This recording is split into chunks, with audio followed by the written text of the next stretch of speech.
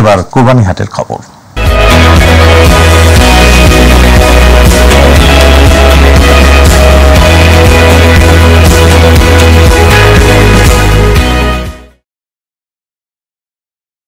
কুরবানি ঈদকে সামনে রেখে পশুপালনে ব্যস্ত সময় পার করছেন ফেনী ও বাগেরহাটের খামারিরা।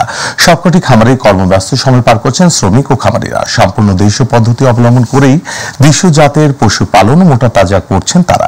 গোখাদ্যের দাম বেশি হয়, কিছুটা সংখ্যা থাকলেও লাভের আশা প্রান্তিক ও বাণিজ্যিক খামারিদের। প্রতিনিধি আমিন চৌধুরী ও রিফাত আল মাহমুদের রিপোর্ট, জানাচ্ছেন এস.এম. হামিম। ঈদকে সামনে রেখে ব্যস্ত সময় পার করছেন ফেনীর খামারিরা। গরুর বাহারি নাম রেখে ক্রেতাদের দৃষ্টি আকর্ষণ করছে অনেকে। গোখাদ্যের দাম বেড়ে যাওয়ায় লাভ নিয়ে চিন্তিত তারা। প্রতিটি খামারে রয়েছে ছোট, মাঝারি ও বড় সব ধরনের কোরবানি পশু। তবে অবৈধভাবে ভারতীয় গরু প্রবেশ করায় গরুর দাম নিয়ে শঙ্কা রয়েছে বলে জানান খামারিরা। অবৈধভাবে যদি কোনো গরু প্রবেশ করে খামারিদের আমরা ভীষণ ধরনের লোকসানের সম্মুখীন হব। যদি ইন্ডিয়ান গরু যদি না ঢুকে ইনশাল্লাহ এবার আমরা লাভবান হব। শুকনা খড়, কাঁচা ঘাস এগুলা খাওয়াচ্ছি, আবার ভুট্টা, সাইলেজ।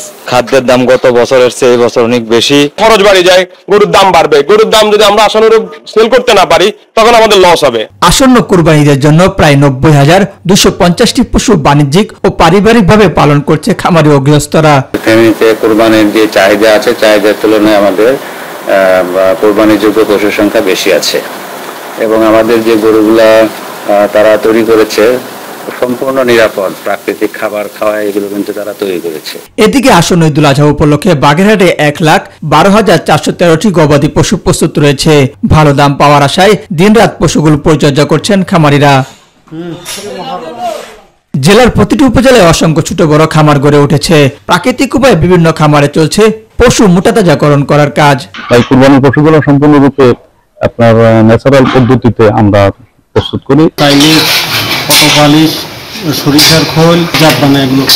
জেলা প্রাণী সম্পদ অফিস বলছে খামারিদের বিভিন্ন পরামর্শ দিয়ে স্থানীয় প্রাণী সম্পদ অফিস কাজ করে যাচ্ছে। চাহিদা হচ্ছে 1,02,782।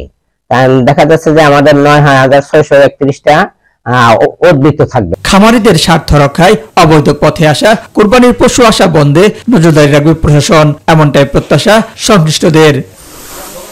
এস.এম. হামিম, মাই টিভি।